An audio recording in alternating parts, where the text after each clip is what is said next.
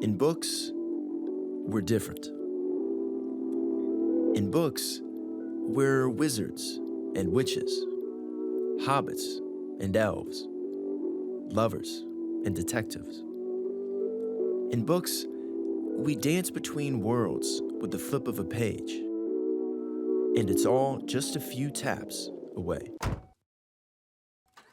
A few years ago, I visited 50 independent bookstores across the country.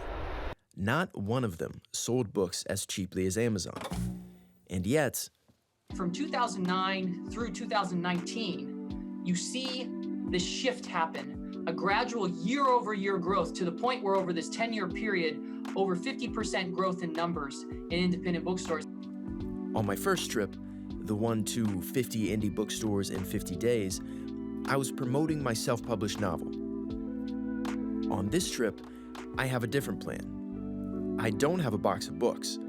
I have film equipment, a cameraman, and a question. Why would anyone shop indie when there's a better price just a few clicks away?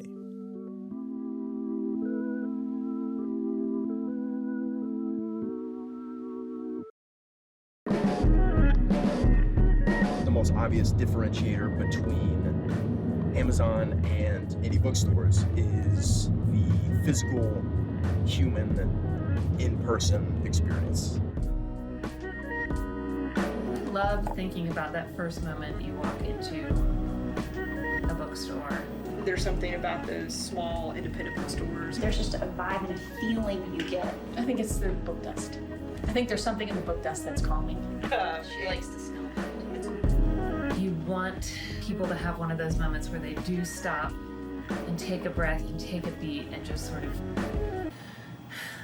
it's key for them to feel welcome and appreciated for exactly who they are in that body, in this moment, in this store. They expect to walk in and be talking to someone who's well-versed in books and are able to make good recommendations. But beyond that, people just want a good browse. So we should just make ourselves available, but let them have the browsing experience where you can just get lost in the books. Actually physically being in the shop. There's something about picking up a book, opening it. I think it's just that personal touch. It seems a little bit more genuine, a little bit more authentic.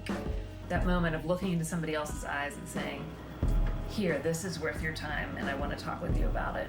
Interacting with the people and the place, and there's a little bit of magic that happens in the bookstore that you don't get online.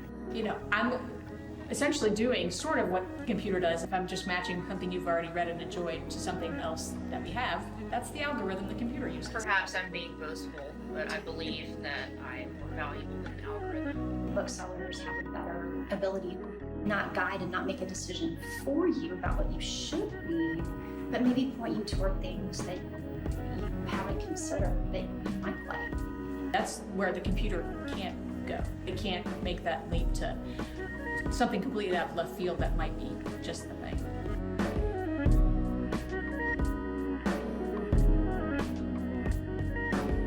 What has surprised me is how much I really get close to my customers. They become like your family in a way, really do. because In a world where we're constantly connected to other people, but maybe feeling less meaningfully in touch with them. We can make good environments in bookstores. It's shared and it becomes a community place.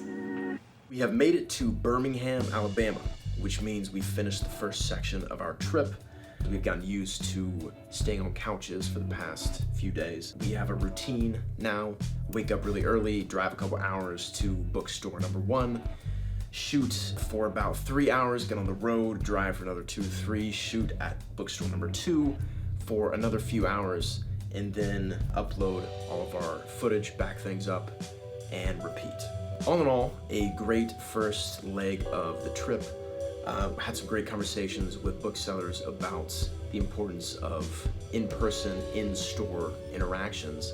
I can't help but think that maybe younger people don't value that face-to-face connection as much as older generations.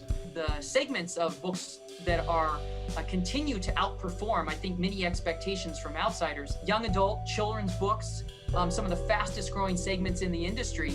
But there's still that question of why indie bookstores? Can we not introduce our young people to reading online, say? Or can we not foster that love in them in some other way? What about indie bookstores makes them uniquely suited to growing this love in kids?